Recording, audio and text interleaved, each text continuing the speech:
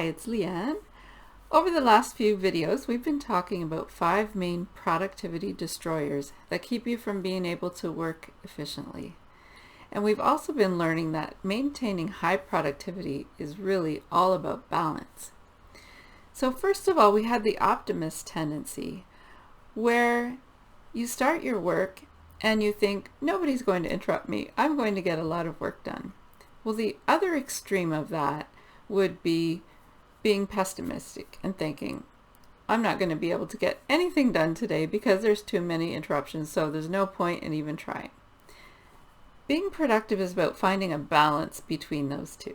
And you do that by being realistic about possible interruptions and making a plan to prevent them.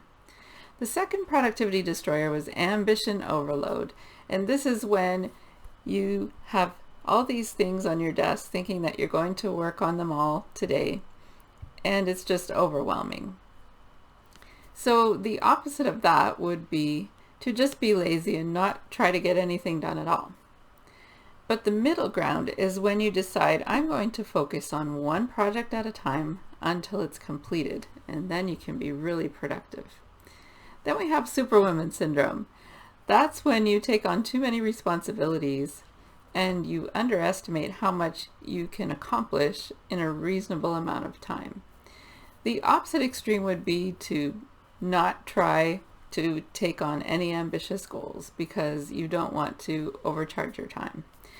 But there is a happy medium where you can take on some challenging projects, but you don't let yourself burn out because you plan them carefully. The fourth productivity destroyer was communication intimidation,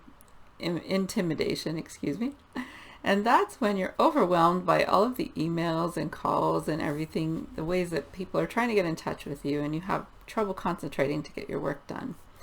The opposite of that would be just being inaccessible, being a hermit, not talking to anybody.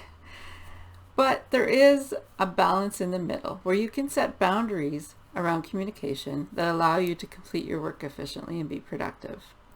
And the last productivity destroyer was an idea impulse, where you just have trouble concentrating on your work because you always have ideas popping into your head.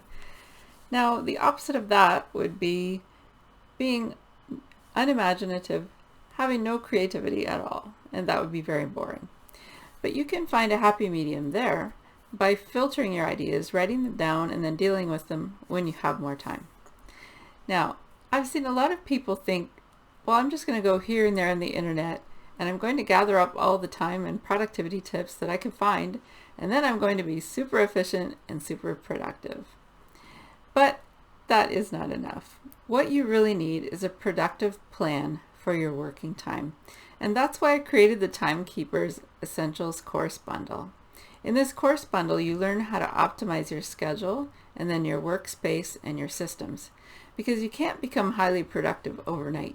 It takes an investment of time at the beginning, but this is going to pay off every week for years to come as you become more productive. Now, you can use that extra time for fun or to earn extra income, whatever you decide, depending on your current needs and priorities. The Timekeepers Essentials course bundle is worth over $300, but for a limited time you can access it for only $47 USD. So you can just go to timekeepersacademy.com to check it out, and I'll see you in the course.